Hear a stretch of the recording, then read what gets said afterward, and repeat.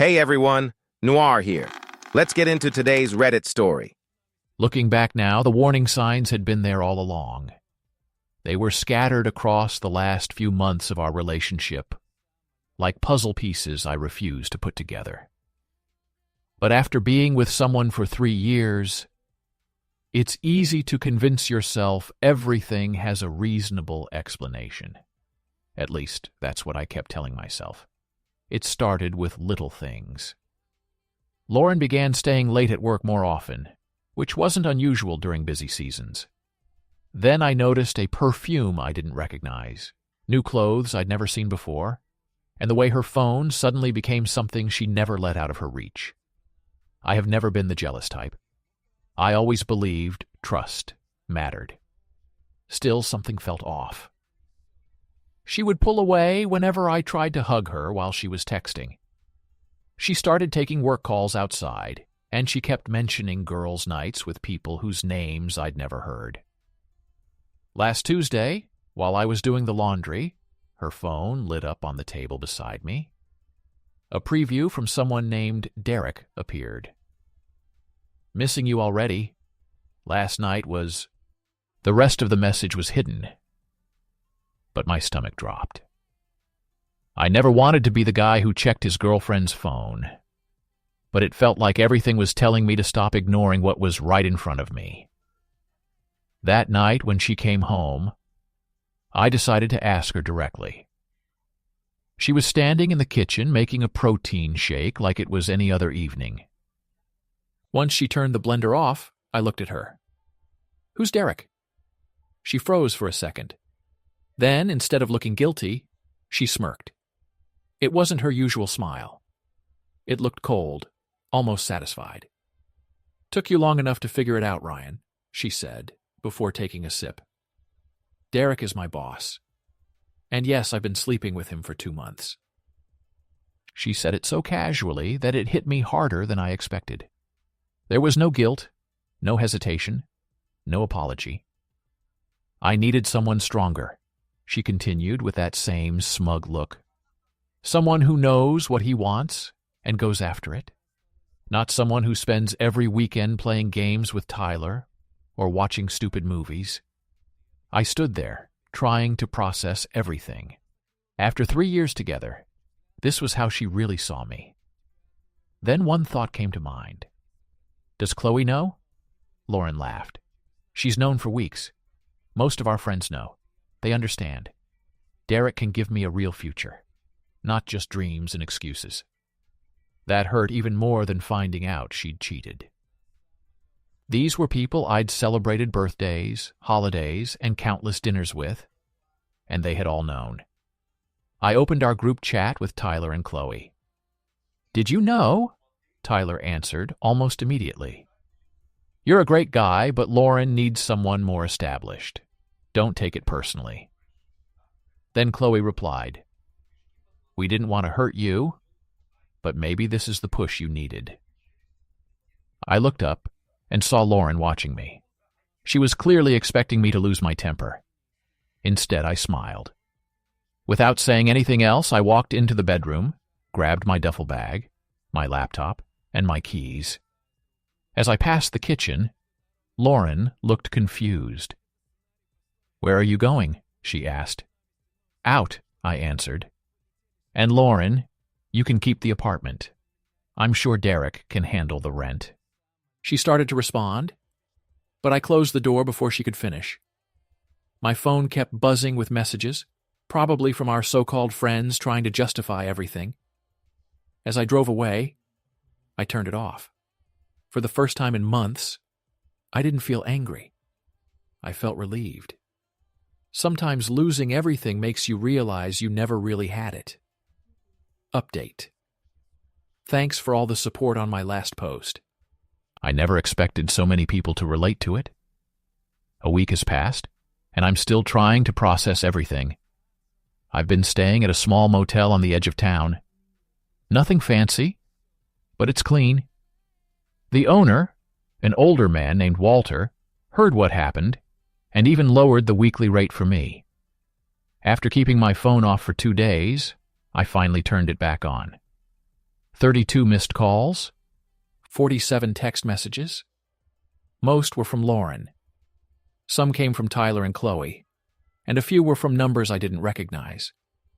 What shocked me most, though, was social media.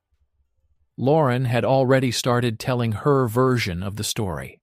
On Instagram, she painted me as a controlling and jealous boyfriend who tracked everything she did.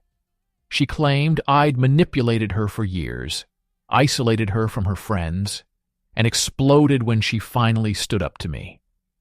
Hundreds of people believed her, including people I once considered friends. The worst post was a video of her crying while claiming I had financially abused her by making us split every bill equally while I secretly saved all my money. The irony was that Lauren actually made more money than I did, and she was the one who insisted we split every bill equally. Not long after, I got a text from Megan, a coworker I've known for years. "Check your email. There's something going around the office." She was right. A company-wide email had just gone out about maintaining a safe workplace. It never mentioned any names, but the timing made it obvious who it was about. I probably should have been angry. Maybe I should have gone online and defended myself.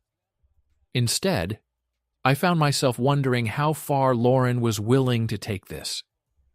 The answer was a lot farther than I expected.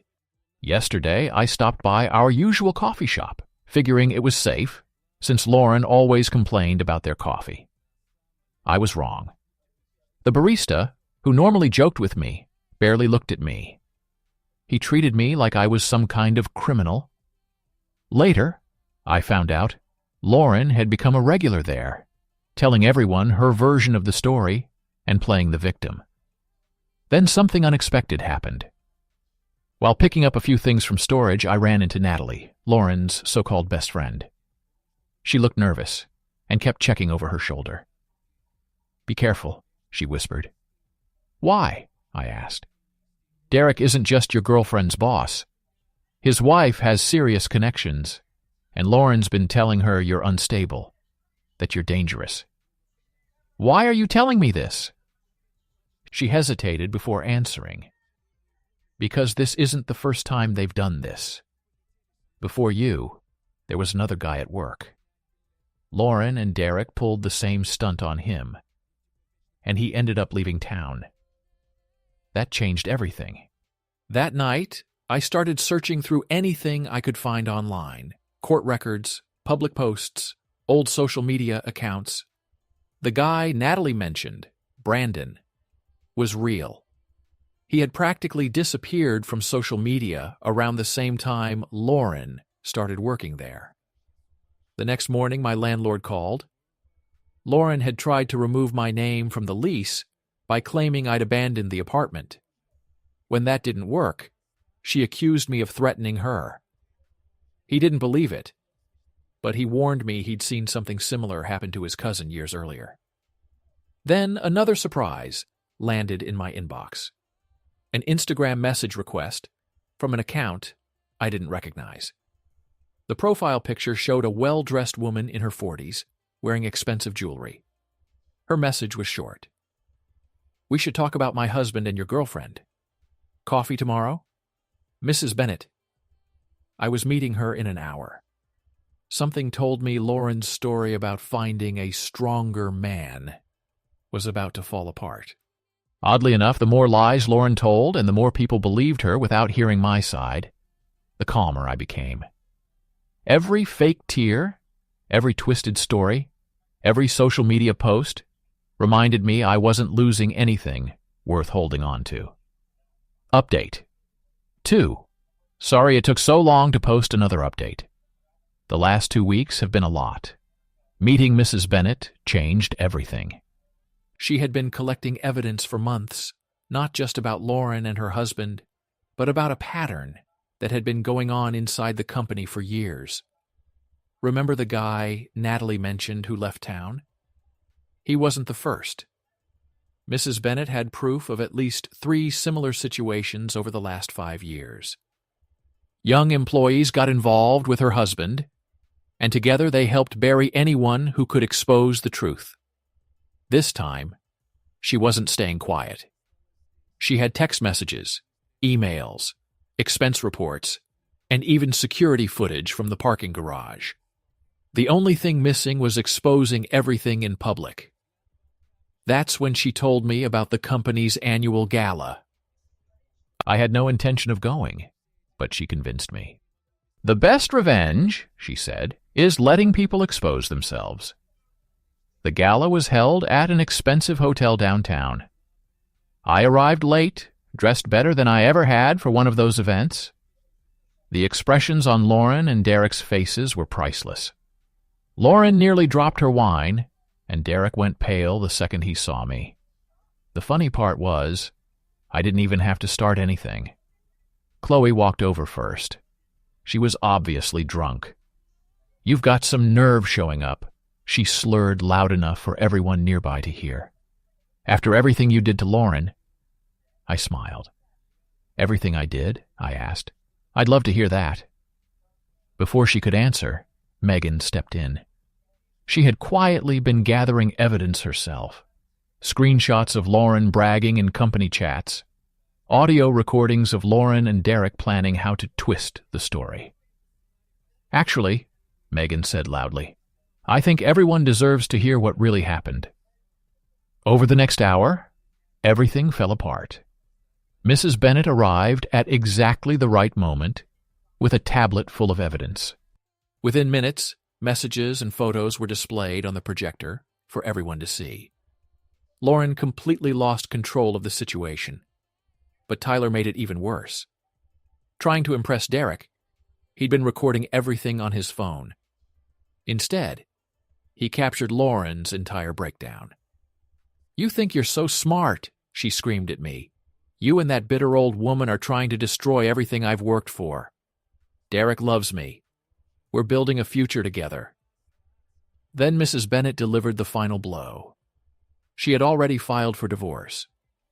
It turned out Derek had been making Lauren the exact same promises he'd made to several other women before her. The funniest part was that I hardly said a word. I just stood there and watched years of lies fall apart. Then Natalie finally spoke. "I helped her," she admitted to the silent room.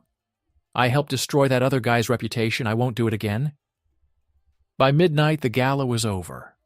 Lauren stormed out with tears running through her makeup, while Derek was locked in a meeting with Human Resources. The friends who had believed Lauren couldn't even look me in the eye. As I was leaving, Mrs. Bennet stopped me.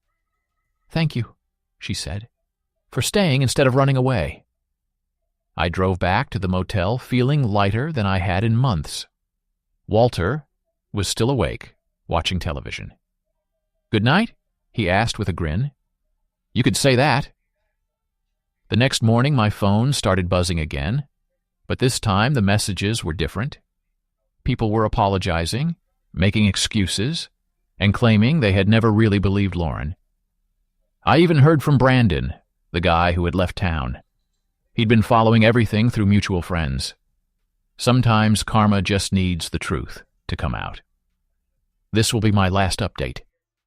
The fallout from the gala was even bigger than anyone expected. Within 2 days, both Derek and Lauren were forced to resign.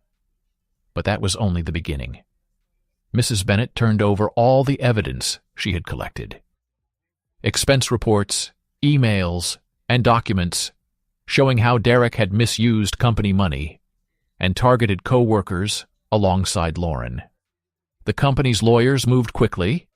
They cared less about the affair and more about the workplace harassment and financial misconduct. Now both Derek and Lauren are facing civil lawsuits. Then Brandon came back. He had saved everything before leaving: messages, emails, and proof of the smear campaign they had used against him. Mrs. Bennet introduced him to her lawyer, and a few days later he filed his own lawsuit. After that, more former employees came forward with similar stories and evidence. What started as one scandal quickly became much bigger. Lauren tried to save herself by posting a crying video online, claiming Derek had manipulated her, and that she was the real victim. Then Natalie finally told the truth. She shared screenshots of her private conversations with Lauren, showing Lauren bragging about her schemes and making fun of the people she had targeted. Last week, Lauren showed up at my motel. Walter called me at work. "That girl you told me about is here making a scene." When I arrived, she was sitting on the hood of my car, holding a folder. "I've got dirt on everyone," she said. "Help me stop this, or I'll release all of it." I laughed. "Go ahead. Burn every bridge you've got." She threw the folder at me. Inside were screenshots, photos, and private messages she had collected over the years to use against people. I took pictures of every page, handed the folder back, and said, "Post whatever you want. Look how well your last plan worked out." She ripped the folder apart in the parking lot, while screaming that we'd all regret it. Someone recorded the whole thing, and the video was online within hours. Yesterday, everything finally came to an end.